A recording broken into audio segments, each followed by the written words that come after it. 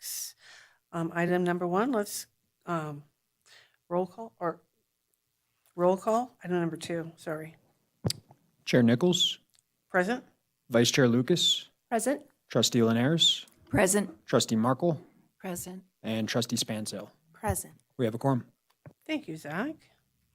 Item number 3, public comment. The public is invited at this time to provide comment on any topic that relates to a matter over which this public body has supervision. I don't see anybody here. Let's move on then to item number 4, approval of minutes. Has everyone had the opportunity to read the minutes?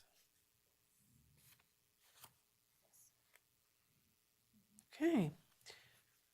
Do I have a motion to approve the minutes for January 8th, 2026? This is Trustee Linares. I move that we approve the minutes for the last meeting as written.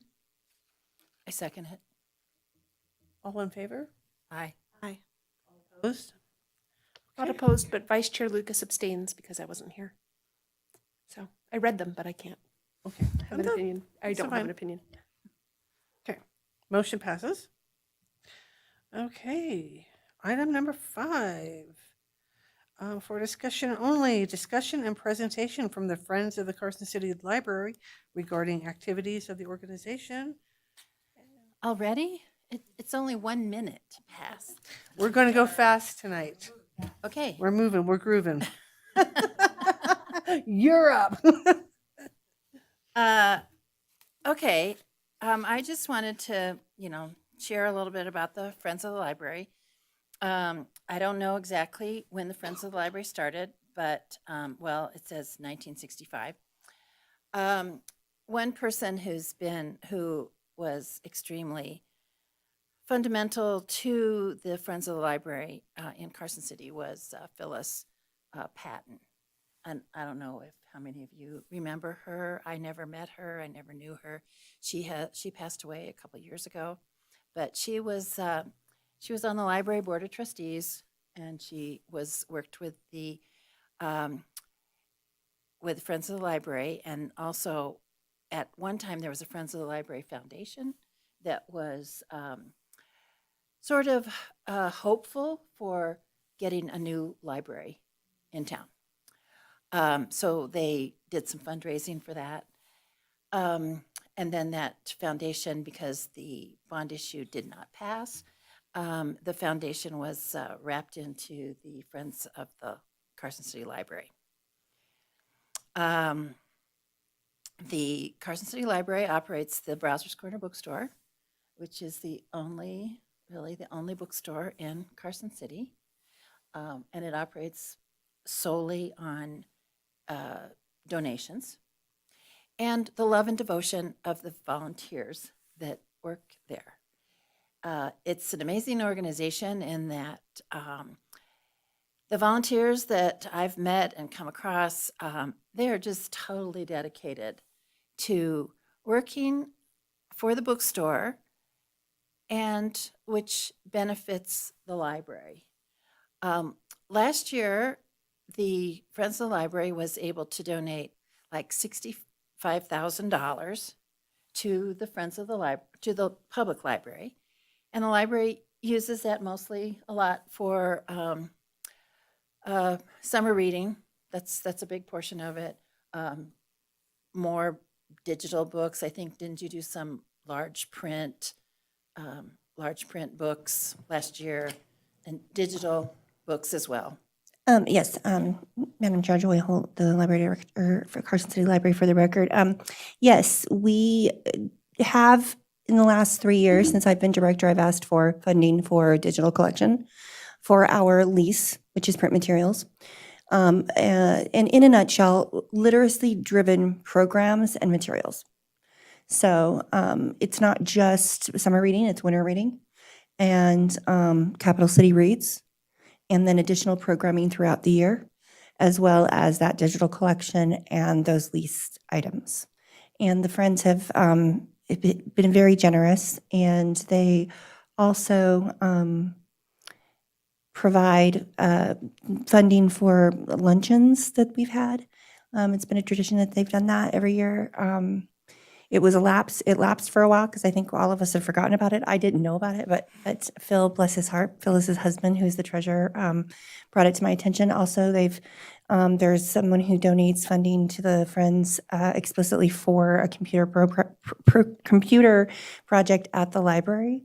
So that funding they hand over to us, and we purchase computer equipment or computers. But from the large portion that the Friends donate each year, it's for literacy driven programming and materials. Thank you, Joy. The Friends of the Library, these are all, people in your community that you know and love. And the bookstore is open 5 days a week, 9:30 to 5. It's open Tuesday through Saturday. And we have, a lot of people from the community will come in and want to volunteer for as a cashier or just to help out. And we have a screening process because we have the Friends of the Library does have a policies and procedures document, and so there people are trained by either Lisa Booter, who is the manager of the bookstore, or Jeannie Underwood, who is the assistant manager. So they're all there's an application to fill out, so they're screened and trained. And a lot of people work, well, some people work once a week. Some people work maybe twice a month. Some people work 4 times a week. I'm just amazed because maybe they're in charge of sorting books and they come in on Monday when the bookstore's closed. And then they come in another day to be a cashier. The bookstore in Carson, Browser's Corner, is relatively successful.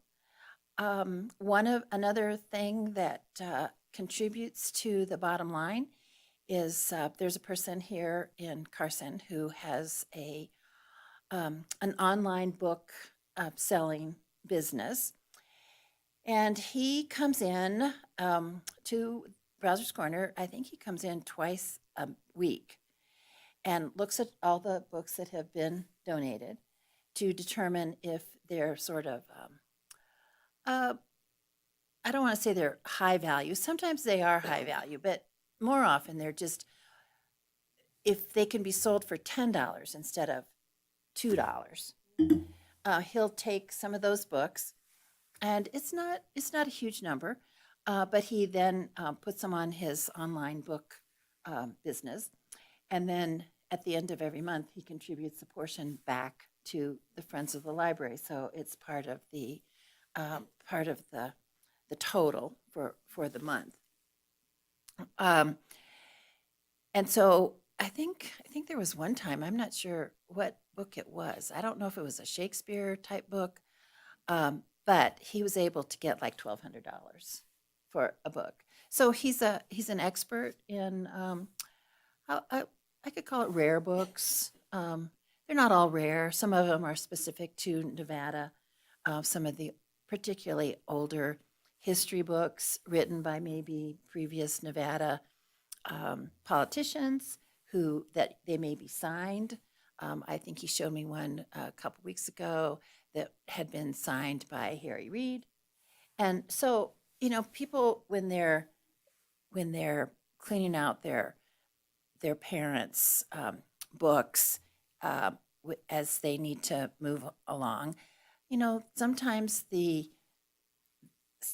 whoever's doing that doesn't really know what might be valuable and what is not valuable. So that's how we do get some valuable books in the bookstore. We are trying to sort of manage the donation load because it becomes a bit much. So we have some consistent policies that we don't, when somebody comes in, like at say 11 o'clock on Tuesday morning, and they have books to donate, we only allow people to donate 3 boxes of books if they just come in. If they want to donate more than 3 boxes, which is not uncommon, they're asked to sign up for an appointment so that we can be sure that someone is there to receive the books. And particularly if someone has a large donation, it means there's a lot of really old books, including, when did your parents get rid of World Book Encyclopedia that they bought when you were in school? Book of knowledge and dictionaries and books that, old. There's some valuable old computer books, but most of them, no. I mean, who really needs a manual for, the original Microsoft? Maybe the original's good, but maybe not the second after the original. So we try and weed out some of those things. Some of the books, because, and particularly there's a lot of children's books that get donated. We have had an arrangement with Jacks Valley Elementary School, and they have periodically asked for books because they want to be sure that every child in their school has books to take home. So books do get dispersed in a variety of ways. People are always concerned that we're throwing away too many things because the trash is significant. Books are often heavy and unwieldy, they're large. So yes, there are books we have to throw away. We would like to be able to sort of, as people are bringing in donations, sort of look at those first. It's hard because there's not always time to do that. But so there are books that are taken to the landfill every week. There's things taken because people don't always pay a lot of attention to what they're donating. Let's see what. Yeah. Trustee Merle, do you feel comfortable talking about the event that we've got coming up, Oh, or do you want? Yeah. Okay. I was going to share that too. Okay. So I do have membership applications, if anyone wants a membership application. And if you're already a member, these are renewal forms, if you want to renew. The membership costs $20 a year. Usually you'll get a card or something in the mail, like a thank you, and it'll also have a coupon for a free book. So, I mean, that's a $2 value, or maybe even $5 if you go for the high-end books. There's a lot of different books. There's a lot of puzzles. There's always, you can sign up for, there's a web page. The Friends of the Library has a web page that you can sign up for it's not really a newsletter, kind of a monthly e-blast that lets you know when there are sales, because it's not uncommon to have, like for puzzles particularly, because we get a lot of jigsaw puzzles, buy one, get one free. There are often well-known authors that are featured, like I'll say Baldacci and Clive Cussler and Gresham, maybe Danielle Steele. There's so many of those books out there that there's often a special on particular authors. So maybe it's instead of buying a hardback book for $2, maybe you're going to get half price. So pay attention to the specials. There's specials, I think, every week. So I did want to share with you that the Friends of the Library is honoring Phil and Phyllis Patton with a renaming of the Digitorium in the library to the Phyllis and Phil Patton Community Room. We're going to have a reception on March 11th at 1 o'clock.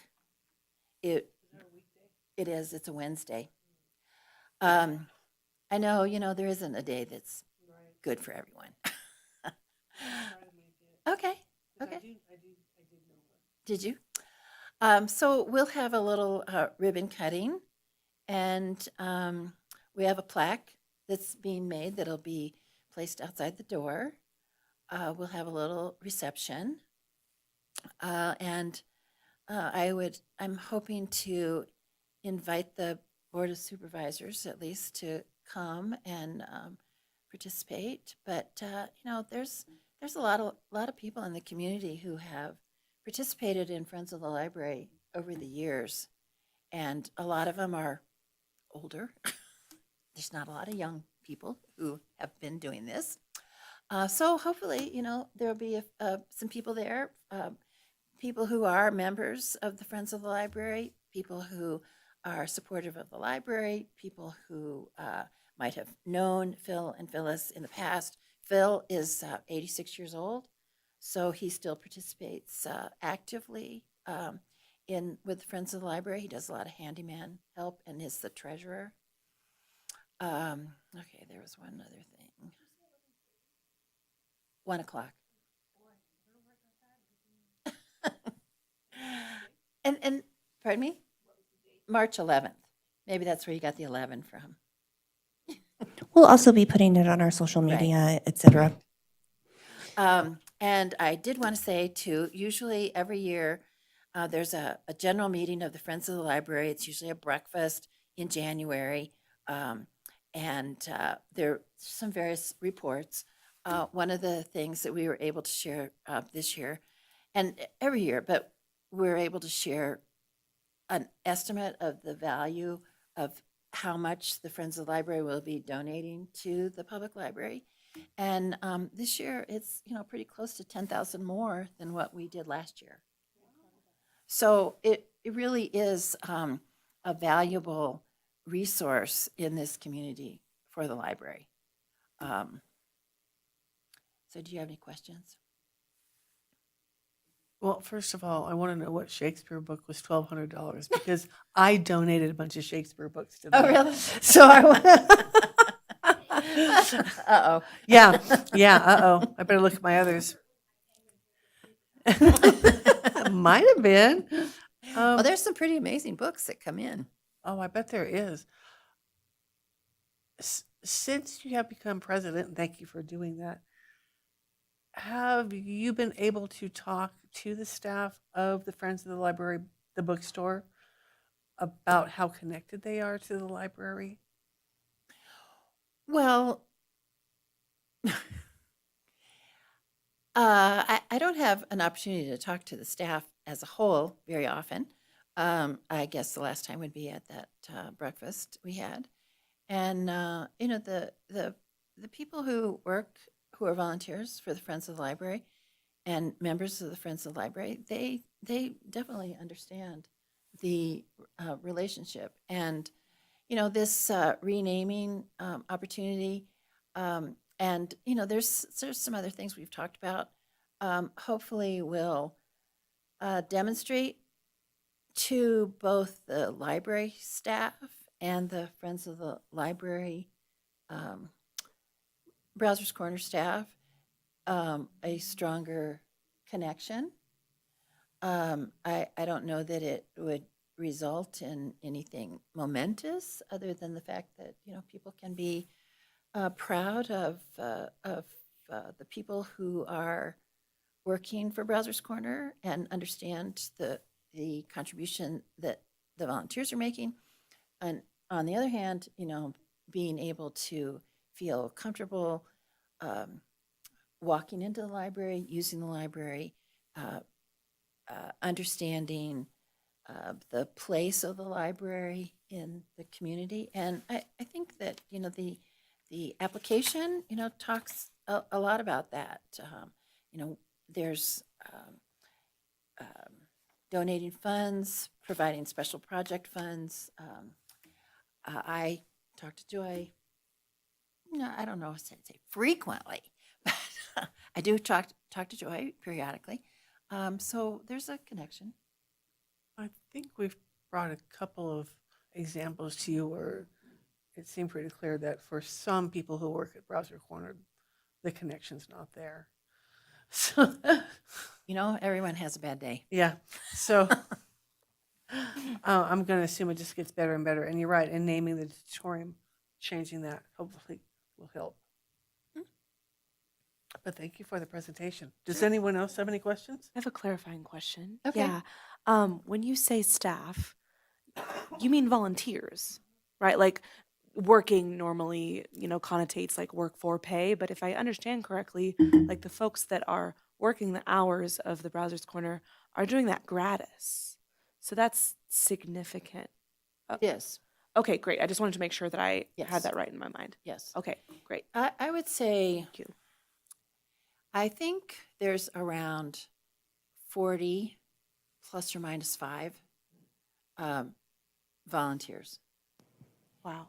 And the usually volunteers will, if they're working as a cashier during the week, it's usually a 2.5 hour shift from like 9:30 to 12 and 12 to 2:30 and 2:30 to 5. Sure.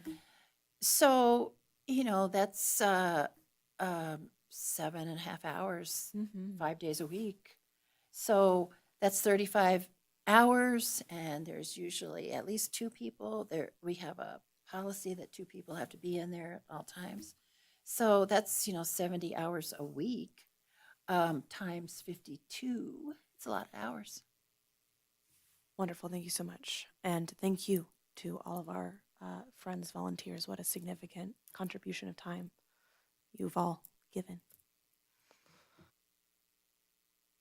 And I will second that. I will third that. I don't even think that happened. And I would just point out too that, it's not just this year that we've seen an increase in funding. As some of you know, the Friends contributions have increased by 5,000 plus every year that I've been here, not just as the director, but as the deputy director. So in the last 5 years. And it's directly related to that hard work that those folks provide gratis. And so the thing about being a friend of the library or being a user of browsers or a customer of browsers is that you are financially supporting the library. The Friends, at the end of the day, are a funding arm for us, a significant funding arm, and they are critical to the work that we're able to do and the quality of work that we're able to do and programs that we're able to provide. So we're very lucky. We have a very successful Friends group. That is not something every library of our size can say, especially to the extent that our friends are involved and are able to provide fundings to us. So, I can't say enough, and I certainly cannot say enough about Phil and Phyllis. This library would not be the library that it is without either of those 2 individuals having been so dedicated for so many years, particularly Phyllis. Phil has been behind the scenes managing the money, which we all know how incredibly important that is. Phyllis was the face, and without her, this library just would not be what it is, with no question. I don't think there's anyone who would disagree with that. You needn't be a lifelong Carson City resident or a lifelong library user of the Carson City Library to know that and to feel that influence. So she was instrumental, and I'm so grateful that we have the opportunity to honor her in this way, in a way that is very concrete and will keep her memory and her sentiment alive, hopefully. Yes, I did get some nice thank you emails from Phil. He was quite overwhelmed by honoring him this way. And I think that, the only other thing that I might say would be, it's the Browser's Corner is space limited. And it's great to see the community coming in and supporting and buying books. It is the only bookstore in the community, but it clearly fulfills a need. But it can't grow much. I remember when I first moved to Carson, I didn't really know anybody. So one of the first things I did when I found out there was a little browser corner in the library was I volunteered. And so that's when I met Phyllis and worked with her. And I volunteered in that little corner for a long time. And it was exciting to see them move across the street. It seemed so Well, much it is more a full space. it is a full circle moment because it was the Digitorium that was the Browser's Corner bookstore before they moved. So we have come full circle that we're naming that space formerly Browser's Corner bookstore to the Wow. patent room as what we'll be calling it in the library, and as we're doing our renaming on all of our media and whatnot on our website, et cetera. So That's great. Yeah. We Lot of still good love memories. the parking lot sales. They were like, how many times a year they do the big roll it all out? Or I think they would take over the whole now auditorium, but there would also be outside sometimes. Yeah, we've been talking about a collaboration with, we're kicking on some ideas. yeah, because there's a lot of older individuals. The only thing they're thinking is, oh, how are we going to get all those books across the street? And then how are we going to unpack them? And how are we going to repack them? And how are we going to bring them back? So there's a few obstacles we have to get over, but Joy and I have been talking. Well, I will about go that. on record here as to say that I've voiced those concerns to my the employee staff, and they are all very much willing to help with all of that. So. I just have to, sometimes it takes a little bit of. Well, time and some to- of them have more knowledge about the effort that it takes than Yeah. we do, frankly. I mean, I fully admit that. I've not been the one who's been behind the scenes trying to, orchestrate a parking lot sale. So there's probably a lot that goes into it that I haven't considered. So There's a lot of carts around. that's true.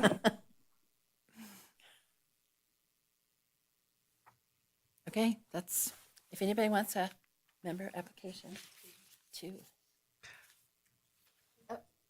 Thank you, Trustee Markle, for that wonderful report. I really appreciate it. And even though I volunteered there, I've learned a lot. So thank you. Mhm. Okay, so item number 6. Let's move on to the library director's reports. Hi there. Good evening. Does anybody have any specific questions about any report that you would like to discuss? I do have an update on our fuel expense Oh, that was raised by you, Trustee Markle. We were being overcharged. oh, well. Well, look at Yep, that. there was okay. Public Works is working on it was a account issue in their software, and they're aware of it and they're working it out, and we're very gracious about it. And Good. yeah, and it also gave me a great learning opportunity to learn how to get way more granular with reading journal entries and whatnot in our accounting system. So I learned a lot. So thank you for that. But yes, we Okay, were being good. overcharged, and that is the correction to that is in the works. So hopefully we'll see a reflection of that, Okay. of those funds being moved around on the next general fund report. okay, This so one it's won't not there reflect now. that. It will not. Yeah. That makes more sense. I mean, at the end of the day, the money all comes out of the same pile, but it's nice to know specifically. So, Well, yeah, you allow one messy thing, then there's another yeah, messy I mean, thing, and then hey, there's another I messy like being kept on my toes, especially when it's something that just a little research will render a result. I don't always get that sense of accomplishment at the end of the day because everything's on a continuum. This was very much a clear answer and a clear solution. So, Great. That's good. so would anyone like to look at anything else specifically, or shall I just jump to my director report?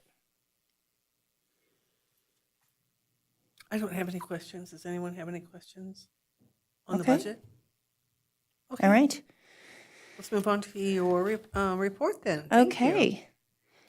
So we did have to repost our senior library assistant position. It has just closed. So we had one person step down into a part-time position, and that position became available. And it's just, like I said, it's just closed. I did find out something very interesting, and I don't think I'm repeating myself, but if I am, forgive me. I learned at our last citywide meeting that part of why we're likely getting a huge amount of applicants for our positions like this is because of the change to SNAP benefits and the requirements, the work requirements for those who receive SNAP benefits. Per the Carson City Health and Human Services Director, folks who are receiving SNAP benefits who have a work requirement, they have to work so many hours per month in order to receive their full benefits. They don't have to be qualified for the position that they're applying for. They just have to show that they've applied for a position. So we're getting lots and lots of applicants, and we have been for a while now, but we've really seen an uptick in these last few months of folks applying that don't make it past they just don't meet minimum qualifications. And I know we've discussed this at length, but that's part of it. So for our library assistant position that we filled internally, we had 150, 60 applicants, and I think 30 of them met the minimum qualifications. So we're getting applications for folks who literally, I mean, it's not uncommon for us to get applications that they've filled out nothing except their name and the pertinence that get them through the process so that their application will move forward through the system. But they have no references, they have no work history, nothing, because they don't have to. So we're seeing a lot of that, which kind of helps me understand and not want to spend too much time looking at those doesn't meet minimum qualifications positions and just keep it moving. So, that's just something we're going to have to deal with. It is what it is. We are still looking for a part-time administrative clerk. So if you know anybody, the ideal candidate would be someone who maybe was an accountant and is now maybe retired. This would be a sweet gig for a former accountant or someone who has like budgeting, GL, accounting background. And then workforce development and social services coordinator position is open. I'm going to rewrite that job description. To be continued. I'm currently working on it. It's in its infancy's development stages in my brain, but I have some ideas. And when I get a little bit further along with that, I will let you guys know. My goal is to have that done here relatively soon. Will you have it done by next meeting? Yes, Okay. most That's definitely. what we talked about, correct? Yes. Okay. Okay, so community partner programs. I'm sorry. Ma'am? Yep. So the administrative clerk has been open for 4 months. Do you think it needs rewriting as well? No, the administrative clerk positions are part-time. So they're more difficult for us to rewrite to fit our needs specifically. It's a very blanket position, Okay. and it's meant to create part-time positions that are much more malleable and or squishy for different departments within the city organization, not just for the Just seemed library. like it had been a long time. It is. Yeah. And I was curious on the senior library assistant. This is just for my curiosity, since I was just remembering last time Yep. you said, I think, if I remember correctly, that an internal candidate was going to take a senior library position that had been open, so you were going to post that one. And so I'm just curious what's gone on in the month. The game of chess Yes, how's it continues. going? That senior library assistant position was filled with a library assistant. And then that library assistant position became filled internally by a part-time position. And the staff member that was in the senior library assistant position that is mentioned here, stepped down into that part-time position. I know, it's confusing. So the sum game right. is there'll be one new Exactly. person. I Right, understand. exactly. This is the elusive last full-time staff member position besides a full-time classified position that it just seems like it's just when we get to where it's filled, something happens and it falls through but the good news is that we have had 2 internal promotions in the last Good. month. Good. 2 And how months. was your last training? Didn't you have a training since the last time we met? It was good. Yeah, Good. we did some more of the Ryan Dowd trading, and we did a lot of because we have some new people, so we did some. We went over just different scenarios and things like that. So yeah, it was good. Good. But also staff are starting to do, and they have been since one of the objectives for my evaluation period was to provide more training to staff and learning opportunities. And so staff have also been doing their own webinars and whatnot as they're able. So Thank so you. yeah, it was good. It was an opportunity to, always, those are always good team building experiences. So, and we were able to do a more thorough look back on summer reading, but then also we were almost done with the winter reading at that time. So we were able to really have a celebratory lunch and day since it was such an incredible success in terms of turnout, numbers read, et cetera. So anyway, so as far as this coming month, we are closed on Monday for President's Day, just as a general reminder. We did have a local trivia with our Carson City Park Rangers, and it was a full house. I think we had 30 people turn out for that on a Saturday morning. And then we have the hike the Tahoe Rim Trail presentation, and that was very well attended. The third grade tours are always fun, chaotic, but fun. That's coming up. And then Kendall Brown, who has done an author talk and some in the past, did a training this last Saturday. And I just want to be able to help out our programming outreach coordinator as well as Kendall and make sure that everyone understands these are not trainings that are meant for you to bring your dog.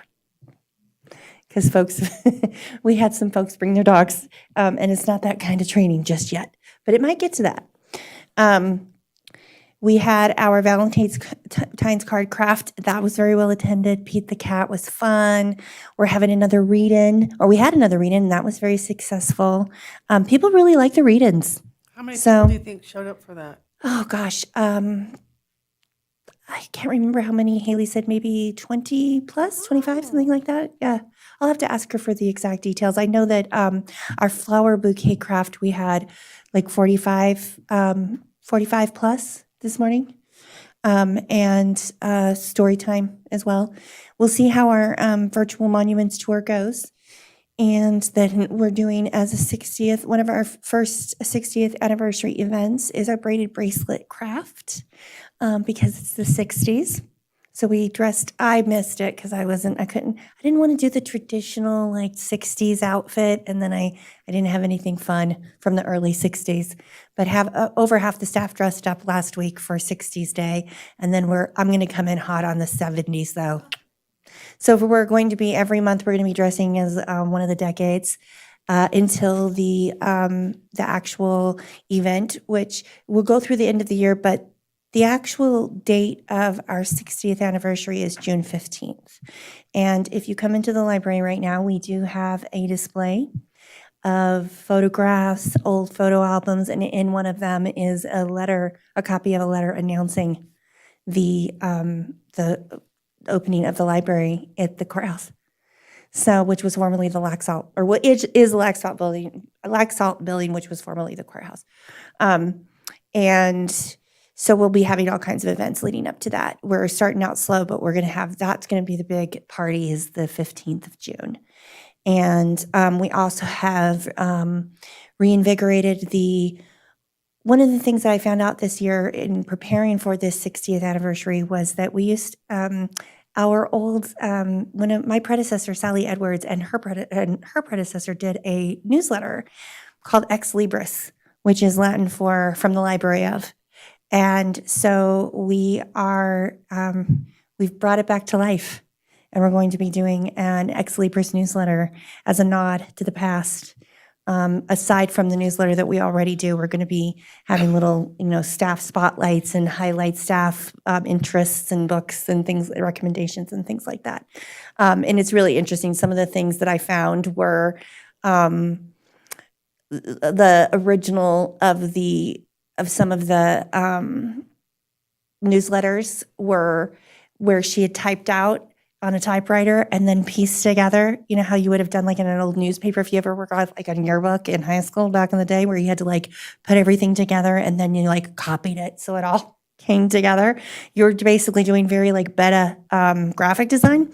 So it's been really an interesting trip down memory lane. So that's what we've got going for that. And then Pokemon, I expect is going to be a big. Pokemon is very popular right now. So it's never not been popular, but it's definitely having a revival.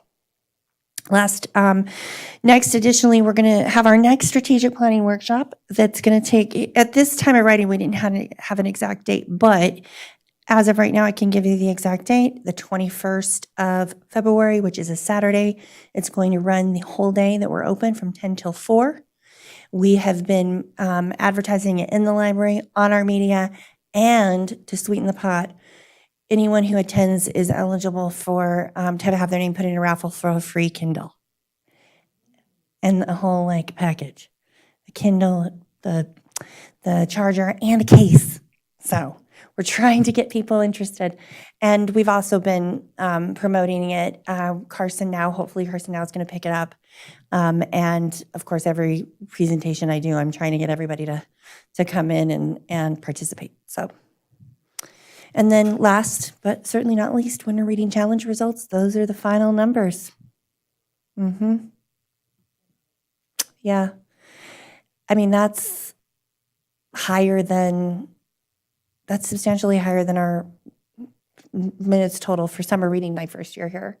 So, and a 46% completion rate. That's actually a really good turnout for winter reading particularly. So I know that at your most recent training, you said you had an opportunity to talk to your staff a little bit about that because it was mostly wrapped up. So was there anything shared in the group, understanding that it's not been super formal yet, about why this worked so well, what the secret sauce was in a way? Yeah, I think everyone can agree. Well, the secret sauce is a combination, I think, of just having really incredible buy-in from the staff. Yeah. The staff being very well and kept very well informed about what's going on, being involved in the planning process and being able to participate. This isn't just a programming and outreach department. We really don't have that. We have that team, but everyone is able to do programming. And most of this programming throughout, lots of different staff members from different, that may not be, they might not just, well, nobody does just programming, but anyone can participate in doing programming, facilitating it, coming up with ideas. But I think that, and also just really promoting it and having good prizes and having lots of programs and having really good quality programs that we are able to take the money that the friends give us and use that money wisely. And keeping, I think, also just going into it with very clear goal, and that is reading, Right. literacy, getting people to read, and not letting, because there are some folks who have said, not a lot, but some, well, you're giving away free devices, or you're giving away devices as the prize, but the people have to read to get the device, and so the goal is to promote literacy, and I think that our whole team gets that, and we're very focused on it. Got you. And it's just, I think also, again, it's staff and being very well informed, and how we've done that is how we keep everyone informed is we have weekly meetings, and we are very, try to be as transparent as we can. And our programming and outreach coordinator and her team does an amazing job of keeping everyone in the know and being passionate about it. And it doesn't hurt when you see such incredible results. When you bust a goal like that, it is so motivating. Absolutely. So. Beautiful. Thank you for that. Any other questions about her report?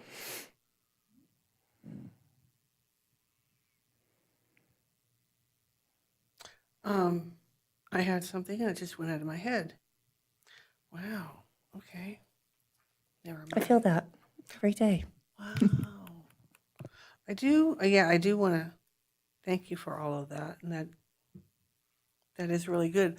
What I would like to encourage all of the board members to do is, especially if you're on Facebook, if you're on Facebook and you're following the Friends of the, or sorry, you can follow the Friends too, but if you're following the library, you'll see this kind of programming being offered. You can share that. And believe it or not, then a lot of times, like when I share it, my friends who may not even live in Carson City, they may live in Washoe or Douglas, they share it and they go, and tag their friends, go, hey, everybody. So it really helps if we do that too. And I'm constantly on Twitter just retweeting everything that the library is doing. So it helps if we all get the word out, especially about the strategic planning too. Is let your friends know that they can help decide the next 5 years of the library. So that is that. So thank you. Really appreciate that. Okay, let me find my place and let's move on. Okay. Item number 6B, trustees' reports, announcements, and requests for information.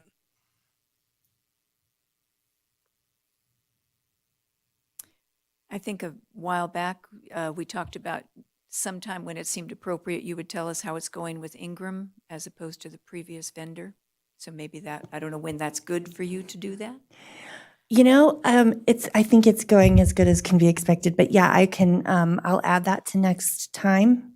One thing, that I do want to just remind everyone is that it's, we're coming into that time of year where it's time to talk about my evaluation. And so I'll probably, Already? well, next month is March, and then we usually try to have Sure. that survey out in April. So Okay. you and I can talk more about that. Yeah.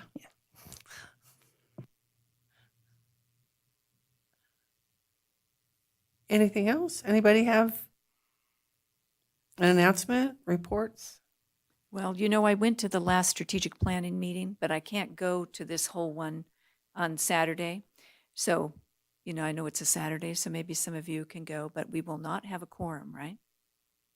So I might pop in a little bit, but we won't all go. What if we all went? Should not all go. A quorum of you shouldn't all go to that same thing, because you'll be talking, presumably deliberating about things that are within your jurisdiction. Oh, okay. Well, maybe we should pick who's going then.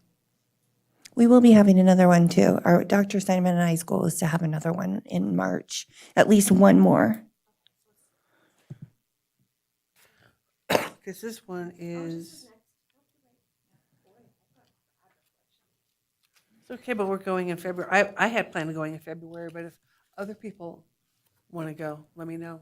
Do I you have won't any go. inkling when the March one will be? Weekend, weekday, nighttime, daytime? Like, well, that many hours? It's I don't, just because we're sort of flying by the seat of our pants on this right now, just because we don't know how these are going to turn out. I mean, we've switched, we're really trying to answer and try and do what we can to get the most folks. So I can't say when in March, but certainly if you have certain dates that are available, I mean, I do have connections. Let's try and make that happen. Maybe what everybody can do is it gets closer to the end of February. If you're going, text me, call me, let me know. And then that way I can go, whoa, we've already got 2 people, or, Yeah, I'm hoping to go, but there's something that might get in the way. So if that thing does not get in the way and I do get to go, I will make sure I let you know so that we don't have an okay, yeah. So we don't accidental have a quorum. Yeah, absolutely. And to clarify, Joy, it's supposed to be you're there the whole 6 hours. Correct. Yeah, I will be Okay. there.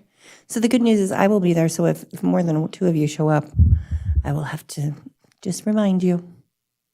Right. So I can come a little on separate parts of it, but we'll see how it goes. I'm not going to commit to it. So, Well, you can't go at all. I mean, because I can go and stand there and look and walk out the door. I don't think Somebody so. loitering at the library. That's it. I can As long as you're not deliberating. Okay, thank you. Take notes. Okay. So I have an announcement. Of course, I'm going to start coughing now.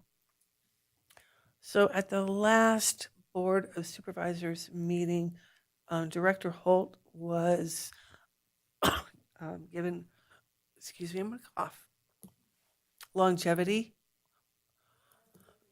5-year longevity award that I was able to present to her.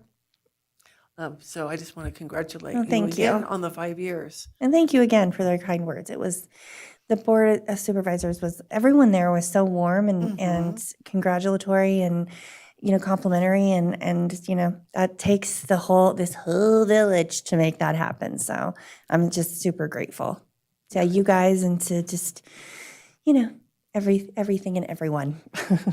Well, we're grateful for you too.